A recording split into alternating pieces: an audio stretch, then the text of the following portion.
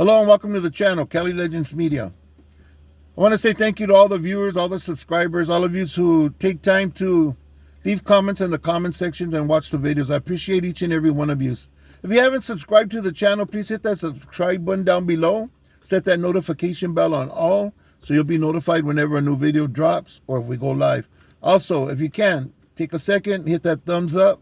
That's the like button. It's very important for content creators. Really helps the channel. It's a way to support the channel and help us get our videos moving through the algorithm. The more likes your video gets, the better chance you have on YouTube streaming your video across more devices. Okay, so this topic's kind of a controversial topic. Nevertheless, it's important. And after seeing what I seen yesterday on the news, I thought it was something that I should talk about. Some things that I should mention. East Los Angeles. The sirens and the helicopters go along with the paleta man and the ice cream man. They just all go together, you know. You know you're in East LA when when you see or hear any of those things. Okay, so the video that I seen, or the news that I watched, the subject was the death penalty. Okay, so we have a guy that was voted in as the new LA County District Attorney, the county prosecutor. Well, he's lifted the ban on death penalties. Okay, on seeking the death penalty. Gascon, the previous LA County District Attorney, had put a ban on the prosecutor seeking the death penalty. And then we had the governor, Governor Newsom, who put the moratorium on the death penalty where the executions weren't going to be performed in California. So what does this mean that this ban has been lifted? Okay, what it means now is that under certain circumstances, just like before, the district attorneys can pursue the death penalty in a case. Okay. Now, the special circumstances have changed. This district attorney mentioned what he feels they should be, and he mentioned school shooters. He mentioned individuals that take the life of police officers, and he mentioned domestic terrorists. Okay, so it's a little different. You know, it eliminates a lot of other people that, with the way it was set up previously, would be eligible for the death penalty. So they say they're gonna examine each case and each circumstance, and only under these special circumstances would the death penalty be pursued. Nonetheless, the ban has been lifted. Okay, so this was done by Nathan Hochman. He's the new LA County District Attorney, and what he said was that was one of his selling points to get into office, and he's going to keep his word on it.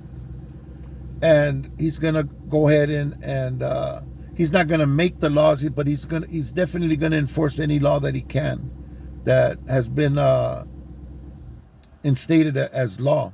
Okay. Now, Governor Newsom put a moratorium on executions, but I believe his term is over in 2026. Okay, we're going to be voting for a new governor. And if we get a new governor, it's going to be up to him whether he wants to continue to enforce the moratorium or if he wants to lift it. If he lifts it, well, of course, you guys know what's going to happen. It's going to be on and cracking like it is in these other states. Executions only stopped in the state of California. They're still executing people throughout the United States, trying different methods. They used to just do, for a while, they were trying to just stick to the lethal injection. They hadn't used the gas chamber in quite some time. they did one guy not too long ago by firing squad, and then they tried another method using gas. You know, like when you go and you're going to have a surgery and they put that mask on you. But the mask that they had put on this man, apparently the man had a real bad reaction. He was spitting mucus and other bodily fluids were coming out of his nose and his mouth, getting all over the mask. The guy was tortured to death. Basically, it was very inhumane. And even though the execution went down like that, the warden from the prison was talking like it was the next great thing, uh, to God coming and just sucking the air out of you and you floating off into heaven, you know. Even though this inmate went through all of that ugliness and all of that suffering and torture, he's recommending that this gas be used. It's easily manufactured, and he gave all kinds of lame ass reasons. I don't know what's going to happen. It's being discussed right now in the media. I've seen videos about it. I heard about it on the news, and this case where this man was just executed was not too long ago. It's just something that happened recently. Anyways, so they're killing people, no doubt. The state art is taking lives, and you know I've always had a problem with the death penalty. I don't like the idea of the state deciding who lives and who dies, and for them to be able to just set a date, take you in there, and take your life. You know, I've had a problem with that. And I remember I did a video about it and I mentioned it, and one of my viewers, or a few of my viewers, were giving me different examples. But I remember this one in particular said, "Hey, Lucky, suppose that was your mom or your sister or your daughter that this man unalived. You know, how would you feel about the death penalty then? You know, how would you feel about this man being executed if that was the situation?" And I thought about it, and rather than him do life, yeah, I'd probably want his wind taken. You know, I'd rather it be done out in the street, but if he's going to be locked away, I would rather him be unalive than for him to enjoy his life in prison, because you can still have enjoyment in prison, even though it's not like real happiness. There's still things that can bring you joy while you're in prison, you know. And I wouldn't want him to have any of that since my loved one couldn't. So I guess I'm a little bit on the fence about it, I guess. As far as people who go in and shoot up and unalive kids at school, I know one school they lost 12 children, another one lost 20. I mean, yeah, those put them to sleep, you know. I think all criminals that have SAs and that are SOs should fall under that category too. I think that's a circumstance, especially the repeat offenders. Most definitely, should be removed from.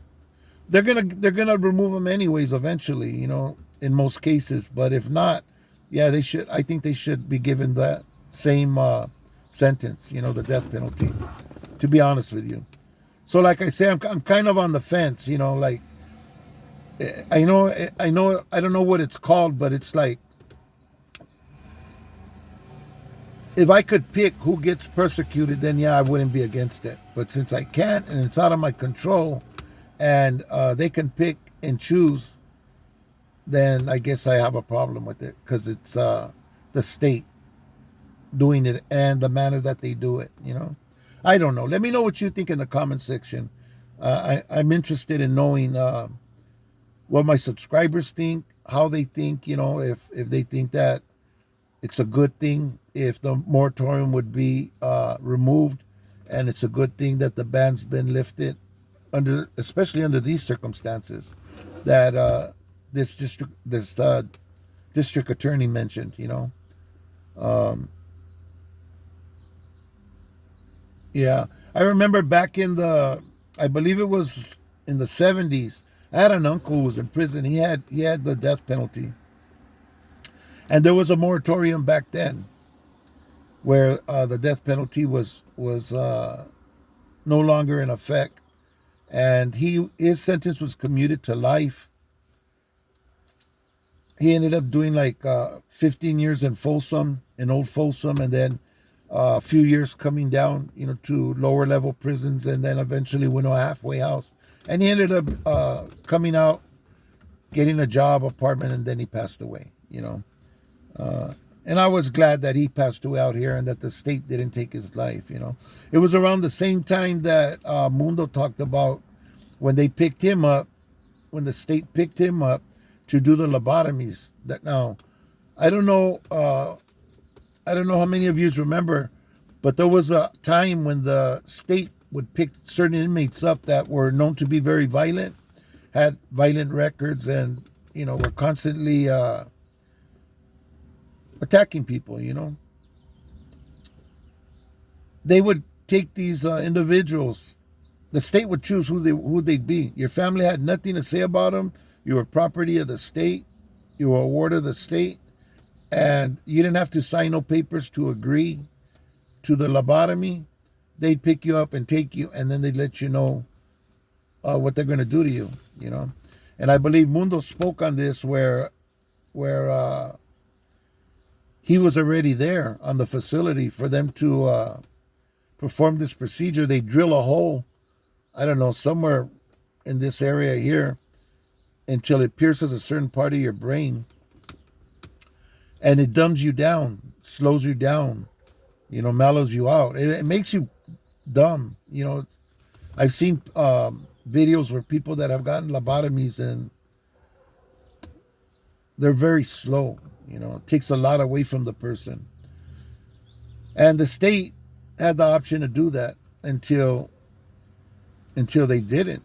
And Mundo was one of the guys that, like my uncle, escaped the death penalty while he escaped the lobotomy that they were doing to the prisoners. So the state, I have problems when the state has that kind of control and that kind of grip on a person's life. I've always kind of thought that's for God to take and to give life. When a person takes it upon themselves to take someone's life, should they pay for it? Yeah, sure, of course. But should their life be taken? I'm not sure about that part. Circumstances like a school shooting where a lot of kids are unalived, yeah, I think that's a good one. A terrorist attack, a church, somebody goes in and just lets off in a church and unalives a bunch of people, yeah, I think they should be removed. These cases where there had been snipers just going around shooting people in the street randomly, yeah, I think that would be appropriate for an individual like that. Yeah, certain circumstances, I guess, like I wouldn't care. But I don't know, man. I gotta really think about this. Let me know what you guys think, and maybe it'll help me to solidify where I stand. Because right now, I'm kind of on the fence with all of it. Uh, yeah, let me know what you think in the comment section. I'm gonna go ahead and end this video. Thank you for watching. It's early in the morning. I was on my way to get my coffee, and I was thinking about what I seen in the news last night. So I pulled over to do this video for my viewers.